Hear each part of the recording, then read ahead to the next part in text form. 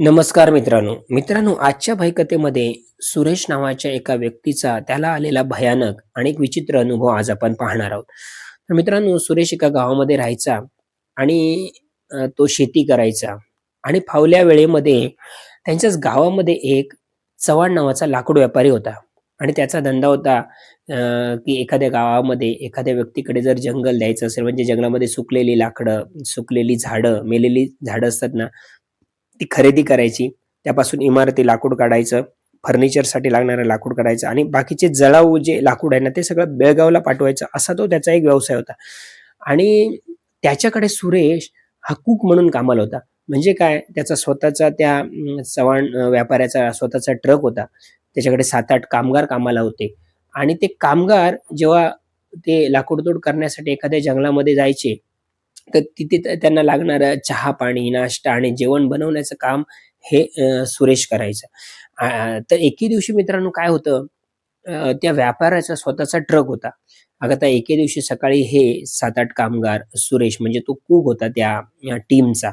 तर तो हे सगळेजण त्या चव्हाण लाकूड व्यापाऱ्याच्या घराकडे जमतात आणि सकाळी 7:30 ला त्या व्यापाऱ्याने त्याच्या गावापासून एक 12-13 किलोमीटर अंतरावरती एक जंगल घेतलं होतं तोडण्यासाठी म्हणून.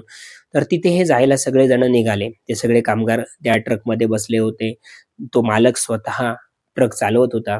सुरेश बसला होता. त्याने लागणारं जे सगळं जेवणाचं, नाश्त्याचं सामान आहे ते सगळं पिशवीत बांधून घेतलं होतं. टोप वगैरे सगळे बांधून घेतले आणि सगळेजण आता त्या गावाकडे निघाले. वाटेत थांबून त्यांनी एका तिठ्यावरती चिकन देखील घेतलं. त्यांना 2-1 किलो चिकन लागणार होतं. कारण तिथे जाऊन चिकन त्यांना बनवायचं होतं. ते वाटेतच त्यांनी घेतलं आणि सगळेजण त्या अ, गावाकडे जायला निघाले, जिथे त्याने ते लाकूड जंगल तोड करण्यासाठी त्यांना जायचं होतं. तर मित्रांनो, हळू काहीतरी पाऊण 1 तासाने ते त्या जागेवरती पोहोचले. आता तो भाग कसा होता जंगलाचा, जंगलाच्या पायथ्यापर्यंत तो ट्रक जायचा. तिथपर्यंत मुख्य रस्त्यापासून थोडासा कच्चा रोड होता आणि पायथ्यापासून नंतर पुढे जंगलात जो उंच भाग होता, तिथे मात्र 1 किलोमीटर चालत जावं लागत असे. तर असा तो भाग होता. आता सगळेजण त्या ट्रकातून उतरले. तो पायथ्याला ट्रक ठेवला आणि त्यांना लागणारं जे सामान आहे, म्हणजे तेव्हा काही मशिनरी नव्हत्या. कोयता, कुऱ्हाड याच्या सहाय्याने किंवा करवत याच्या सहाय्याने ते लाकूड तोड तेव्हा केली जायची. आता ही गोष्ट आहे 95 सालची, 1995 सालची, म्हणजे 30 एक वर्ष या गोष्टीला झाली. आता ते ट्रकमधनं उतरले, तर सगळे तोडीसाठी लागणारं जे सगळं साहित्य ते त्याने घेतलं. जेवणासाठी सगळे लागणारे टोप वगैरे ते सगळे खांद्यावरती घेतले आणि सगळेजण आता त्या जंगलाच्या दिशेने निघाले. तो लाकूड व्यापारी देखील निघाला.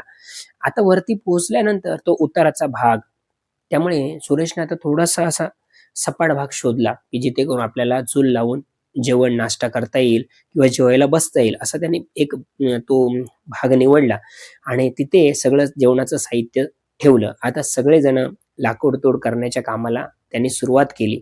आता ह्याचं पहिलं काम होतं, की नाश्ता आणि चहा बनवणं. आता पोहे बनवायचे होते, चहा बनवायची होती. त्यासाठी त्याने लाकडं गोळा केली सुरेशने आणि आता तो दगड शोधू लागला. म्हणजे 3 दगड मांडायचे, चूल तयार करायची, चूल पेटवायची, नंतर नाश्ता वगैरे त्याच्यावरती बनवायचा. तर मित्रांनो, त्या जंगलामध्ये एक विचित्र प्रकार त्याच्या निदर्शनास आला, की जिकडे-तिकडे तो पाहायला लागला, तिकडे-तिकडे त्याला चौकोनी आकाराचे दगड दिसायला लागले. तर हा विचार करू लागला, की हे चौकोनी आकाराचे दगड एकसारखे कसे काय या जंगलामध्ये दिसतायत? आता नॉर्मली आपण जंगलामध्ये पाहतो तर वाकडे-तिकडे आकाराचे दगड असतात. पण त्याला एकसारखे असे चौकोनी आकाराचे दगड आहेत ते आजूबाजूला दिसायला लागले. तो म्हणायला लागला, की काय करायचं आपल्याला 2-3 दगड घेऊन तर चूल बनवायची. आता तो दगड शोधू लागला. आता 2 दगड त्याने एकाच आकाराचे, एकाच मापाचे शोधले, जेणेकरून आपल्याला चूल बनवता येईल आणि अजून एका दगडाची आवश्यकता होती आणि त्या आकाराचा दगड तो शोधण्यासाठी जरा आजूबाजूला फिरू लागला. एक भलं मोठं आंब्याचं झाड होतं मित्रांनो आणि त्या आंब्याच्या झाडाखाली बरोबर तो एक चौकोनी दगड त्या ठिकाणी जमिनीमध्ये रुतलेला त्याला दिसून आला. तर आता हा म्हणतोय, की हा जर दगड आपण चुलीला लावला ना, तर तीनही दगड एकाच आकाराचे आहेत. त्यामुळे चूल व्यवस्थित होईल. त्यामुळे ती भांडी एका बाजूला अशी कलंडणार नाहीत आणि तो दगड त्याने काढण्याचा प्रयत्न केला, परंतु तो जमिनीत रुतला असल्यामुळे तो काही हलत नव्हता. आता ह्याने काय केलं, त्याच्याकडे असणारा जो कोयता होता, त्या कोयत्याच्या सहाय्याने आजूबाजूची जमीन थोडीशी मोकळी केली आणि तो दगड त्याने हलवला. आता मात्र तो दगड हलू लागला आणि तो दगड कसाबसा हलवून त्याने तो वरती काढला आणि त्या ठिकाणी नेऊन चूल बनवली आणि चूल बनवल्यानंतर त्याच्यामध्ये आग पेटवली. आग आता पेटू लागली आणि ते पहिल्यांदा आता पोहे बनवण्याचं साहित्य सगळं कट केलं आणि पोहे बनवून घेतले. अतिशय चांगल्या प्रकारे चूल पेटली होती. चहा बनवून घेतले. सगळे कामगार आले. त्यांनी चहा, नाश्ता व्यवस्थित केला आणि पुन्हा एकदा 15 मिनिटाच्या विश्रांतीनंतर पुन्हा एकदा ते लाकडं तोडण्याच्या कामामध्ये बिझी झाले. मित्रांनो, आता दुपारच्या जेवणाची सुरुवात झाली. चूल लावलेली आहे, चूल पेटते आणि आता मटण शिजवायचं आणि भात शिजवायचा आहे. सर्वप्रथम त्याने भात करून घेतला आणि आता मटणासाठी टोप त्याने चुलीवरती ठेवला. आता ते मटण कटिंग करून आणलं होतं, त्याला मीठ मसाला सगळं लावलं आणि आता तो फोडणीला घालणार आणि फोडणीला त्याने ते मटण टोपामध्ये तेल ओतून जेव्हा फोडणीसाठी टाकलं ना, तेव्हा एक विचित्र प्रकार घडला, की आता व्यवस्थितपणे पेटणारी जी चूल आहे ना, ती अचानकपणे ते मटण टोपामध्ये टाकल्यानंतर विझून गेली. आता हा म्हणतोय, की आग कशी विझली? कदाचित विझली असेल, लाकडं ओली असतील म्हणून विझली असेल. आता ह्याने पुन्हा एकदा आणखी लाकडं सुकी त्या चुलीमध्ये सारली आणि तो फुगू लागला आणि फुगल्यानंतर थोडी एक 2-3 सेकंद, 4-5 सेकंद आग पेटायची आणि पुन्हा एकदा विझून जायची. मित्रांनो, असाच बऱ्याच वेळा प्रकार व्हायला लागला. हा तर तो चूल फुंकून अक्षरशः ह्याच्या डोळ्यातून पाणी येऊ लागलं त्या धुरामुळे. तर ह्याने कसंबसं ते लाकडं पुढे सारून सुकी लाकडं आजूबाजूची गोळा करून कसंबसं ते चिकन शिजवलं.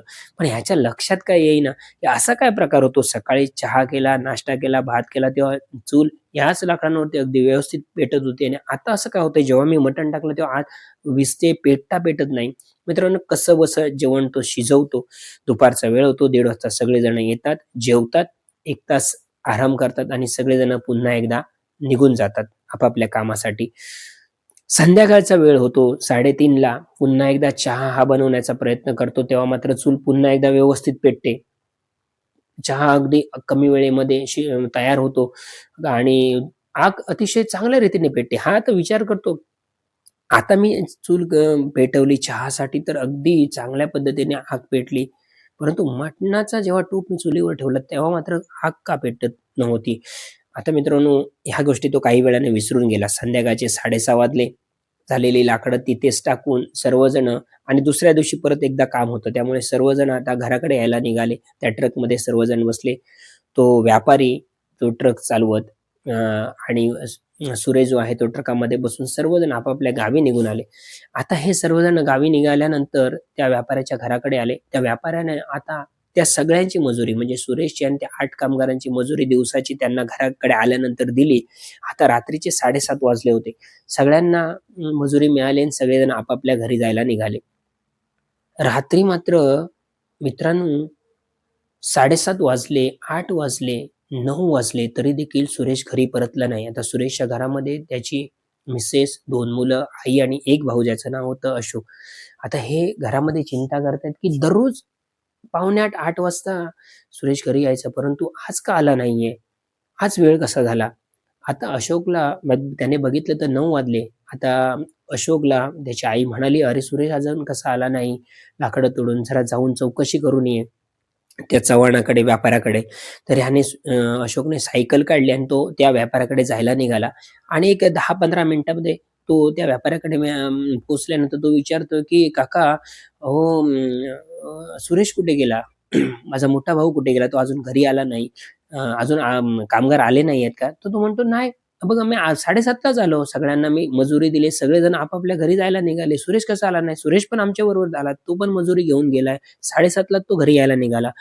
पण मित्रांनो, तो सांगतो की घरी तर आला नाही सुरेश, गेला कुठे नक्की? आता नक्की काय झालं त्याच्या बाबतीमध्ये ह्यांना कळेना. सगळेजण मग तो व्यापारी ह्याच्या घराकडे आला. अशोक घरी आला. घरच्यांना आता चिंता वाटू लागली, की हा गेला कुठे? दररोज 8 पर्यंत घरी यायचा हा माणूस, आज 9:30 वाजले तरी आला नाहीये. सगळेजण वाट बघतात 10 वाजेपर्यंत आणि तरी देखील हा आलेला नसतो. सगळेजण आता म्हणतात, की काय झालं आणि काय नाही. आता ही बातमी आजूबाजूला शेजारच्या सगळ्या लोकांना वाडीमध्ये पसरते आणि वाडीतले लोक त्याच्या घराकडे जमा होतात आणि वाडीमध्ये एक जुने जाणते व्यक्ती असतात ज्यांचं नाव असतं वामन. तर ते आता सगळे लोक विचारतात, की "वामन आता काय करायचं? सुरेश 7:30ला घरी यायला निघाला, पण तो घराकडे आला नाही. तर कुठे आता गेला? काय म्हणायचं? काय नक्की प्रकार घडलाय?" तर तितक्यात वाडीतली जे तरुण मंडळी असतात ना, ते काय म्हणतात, की "आपण बॅटरी घेऊन त्याला शोधूया इकडे-तिकडे." तर सगळेजण म्हणतात, "शोधायचं कुठे नक्की? हा गेला कुठे? कुठच्या रस्त्याने गेला असेल किंवा कुठे गेला असेल? आता ते समजणार कसं?" सगळे अ, युवक हे रस्त्यावरती आले. त्याच्या घरापासून थोडे दूर आले आणि वामन नावाची जी व्यक्ती होती, जे आजोबा होते ते देखील रस्त्यावरती आले. आता मात्र सगळे युवक त्यांना वामन काकांना सांगू लागले, की "वामन काका, आता आम्ही शोधावं लागेल. याने काहीतरी जीवाचं बरं वाईट केलं नसेल ना? नदीमध्ये उडी मारून जीव दिला नसेल ना किंवा विहिरीमध्ये उडी मारली नसेल ना?" पण ते म्हणतात, की "असं काय कारण झालं असेल, की त्याने असं केलं असेल असं तुम्हाला वाटतंय?" असं तर काही झालंच नाही यांना. भांडणं झाली. आता तो व्यापारी सांगतोय कामावरती काय पण याची भांडणं झाली नाहीयेत असा प्रकार होण्यासाठी. तरी देखील युवक जे वाडीतले असतात ते म्हणतात, की याला शोधलं पाहिजे. आपण नदीमध्ये शोधू, विहिरीमध्ये शोधू, बघूया कुठे काय झालं. तर बरा असता तर तो आला असता ना. तर मित्रांनो, आता हे सगळेजण ते बॅटरी असतात ना शेलच्या त्या घेऊन शोधण्यासाठी म्हणून निघतात. तेवढ्यात वामन नावाचे जे काका असतात ना, जे सगळे वयोवृद्ध असतात, ते त्यांना सांगतात, की "मला ना हा काहीतरी वेगळा प्रकार वाटतोय. तुम्ही शोधायला जाताय खरे, पण तुम्ही थोडे सावध राहा. तर माझ्या अनुभवानं ही काहीतरी विचित्र हा प्रकार आहे, विचित्र ही घटना आहे असं मला वाटतंय, माझा अंदाज आहे. त्यामुळे तुम्ही शोधायला जातात ना, ते जास्त कुठे लांब जाऊ नका आणि सावध मात्र राहा." आता हे सगळे युवक घाबरतात, की मोहन काका असे काय बोलले आणि आता हे जुने जाणते, बराच अनुभव 65-70 ज्यांचं वय होतं, त्यामुळे त्यांच्या गोष्टी ह्यांच्या थोड्याशा लक्षात आल्या, की हे सांगतायत म्हणजे काहीतरी हा प्रकार विचित्र असणार. आपण थोडं सावध राहिलं पाहिजे. आता काही युवक नदीच्या दिशेने निघून जातात, काही विहिरींच्या दिशेने निघून जातात आणि जिकडे-तिकडे शोधाशोध सुरू होते. घराकडे सगळीजण एवढ्यात रडकुंडीला आली असतात, की हा दररोज येणारा माणूस आज 10:30 पावणे 11 वाजले तरी आला नाहीये म्हणून सगळेजण शोधतात. आता मित्रांनो, नदीकडे काही जे युवक गेले होते ना, नदीच्या प्रवाहामध्ये शोधत होते, की नदीमध्ये जे वेगवेगळे डोह होते, त्या डोहामध्ये बॅटरीच्या साहाय्याने ते शोधत होते. तर ते सगळे युवक थोडेसे घाबरून ते ह्या वामन काकांचा जो त्यांनी सांगितलं होतं, की तुम्ही सावध राहा. जास्त कुठे अडचणीमध्ये किंवा मोठ्या प्रवाहाकडे जाऊ नका नदीत तुम्ही. थोड्याशा सावध राहा म्हणून. त्यामुळे त्यांच्या मनामध्ये ही भीती असल्यामुळे ते युवक थोडेफार सावध होते आणि त्यांच्या मनावरती भीतीचं सावट देखील होतं. मित्रांनो, जसे ते एका डोहाकडे जात असतात ना, हे 5-6 जण युवक वाडीतले, तेव्हा त्यांना असा एक असं त्यांना वाटायला लागतं, की आमच्या पाठनं कोणतरी एक माणूस चालतोय. आता हे सगळे 8ही 5 4-5 जण असतात ते थांबतात आणि थोडासा कानोसा घेतायत. तर चपलांचा जसा की आवाज येतो ना धप, धप असा चालताना, तसा त्यांना आवाज यायला लागला. जेव्हा हे थांबतात ना, तेव्हा तो आवाजही थांबतो. आता हे पुन्हा एकदा थोडे पुढे जाऊन पाहतात, तर तो चपलांचा येणारा आवाज मागून त्यांना पुन्हा एकदा ऐकायला येतो आणि हे थोडे आता घाबरतात. ते म्हणते, "हा काय प्रकार आहे?" आम्ही चालतोय तेव्हा कोणतरी आमच्या मागून आणि एक कोणतरी धिप्पाड व्यक्ती म्हणजे त्यांच्या पावलांचा आवाज थाप-थाप असा स्पष्ट कानावरती पडतोय एवढ्या रात्री पावणे 11 वाजता. तर हे थोडेसे घाबरतात. ते म्हणतात, की "आता काय करूया आपण नको जाऊया पुढे. हा काहीतरी भयानक प्रकार दिसतोय." आणि हे मित्रांनो पाठी सगळेजण वळाले. घराच्या दिशेने यांची तोंड झाली. तितक्यात एक धिप्पाड माणूस धावत आला आणि सरळ त्यांच्या बाजूने जाऊन त्याने उंचावरनं त्या समोरच्या डोहामध्ये उडी मारली. तसं पाणी उंच उडलं आणि पाणी जिकडे-तिकडे हलायला लागलं.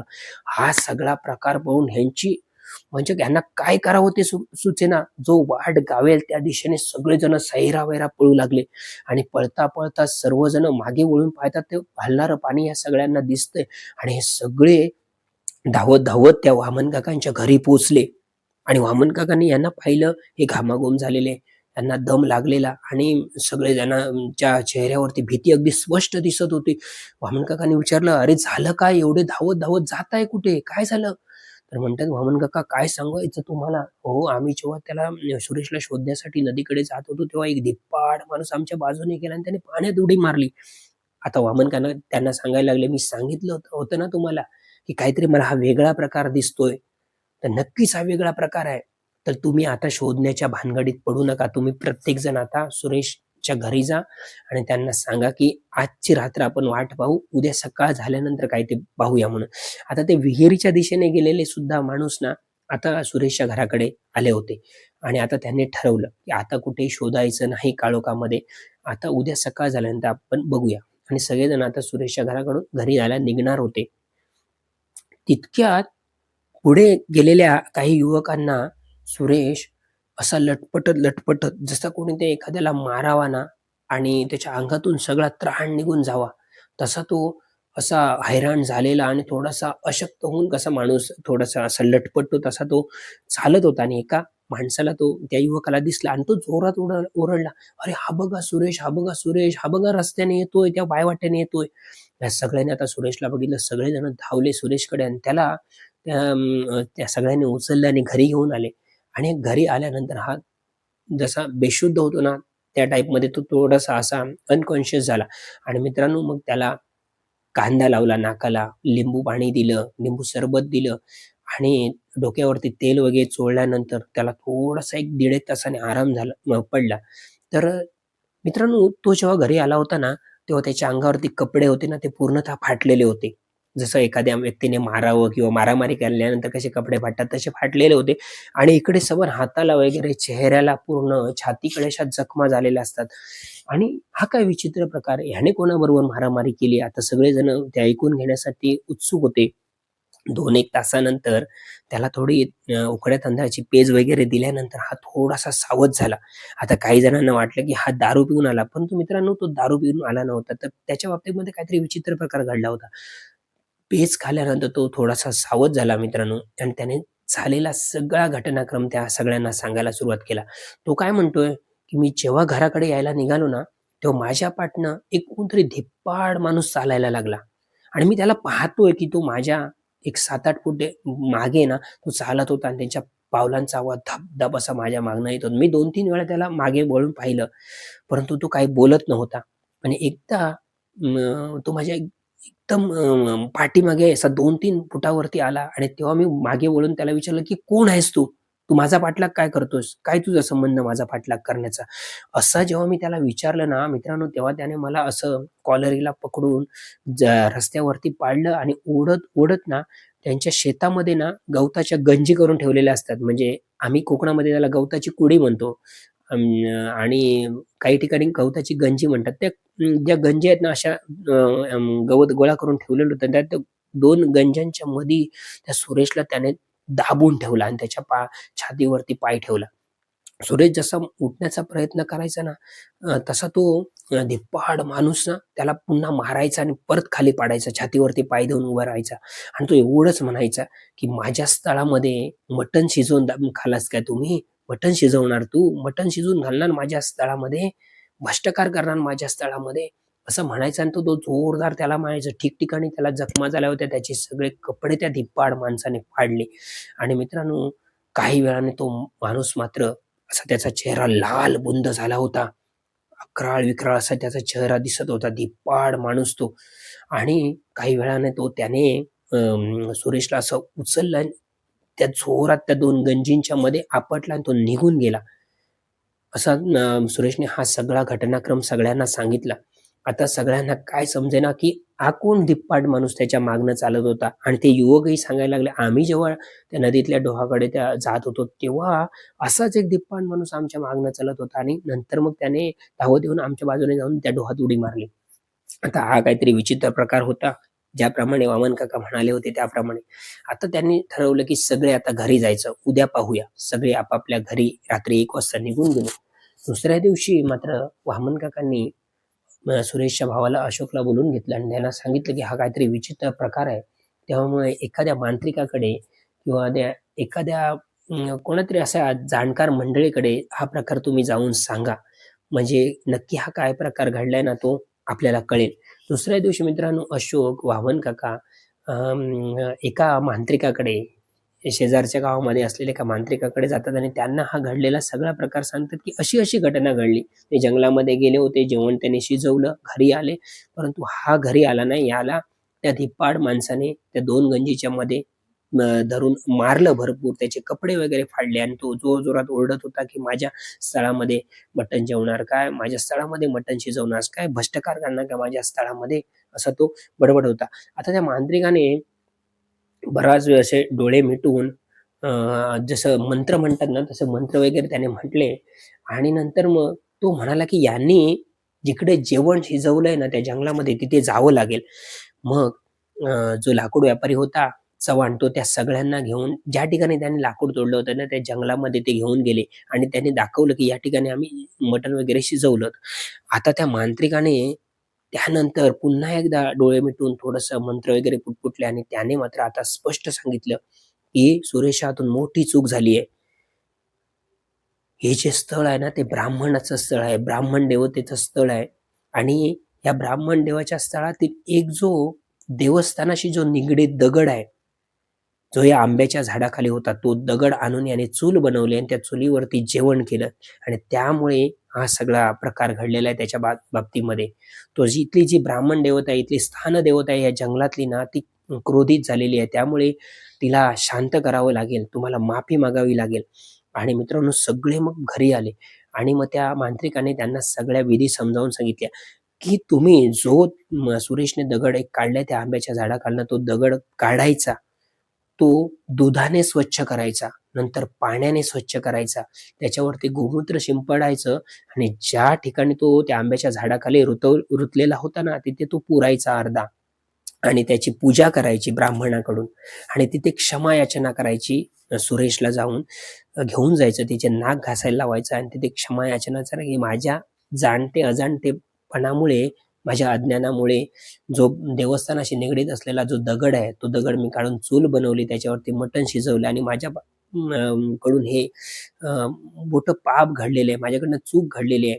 तेव्हा मी तुझी नाक घासून क्षमा मागतो आणि यानंतर मला होणारा काही त्रास तू व्हायला देऊ नकोस.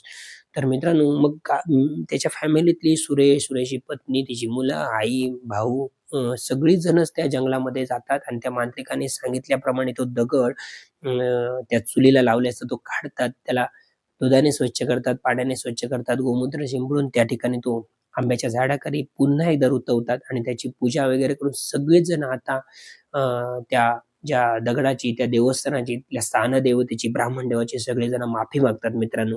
आणि त्यानंतर मग सगळी घराकडे परततात.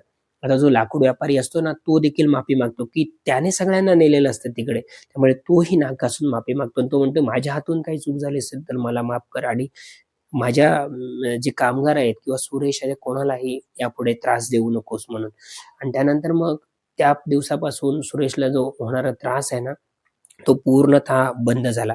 तर त्या मित्रांनो, त्या जंगलामध्ये अशी बरेच कोकणामध्ये अशी स्थानदेवता असतात, ब्राह्मणाची स्थळं असतात. तिथे खूप पाळावं लागतं सगळ्या गोष्टी.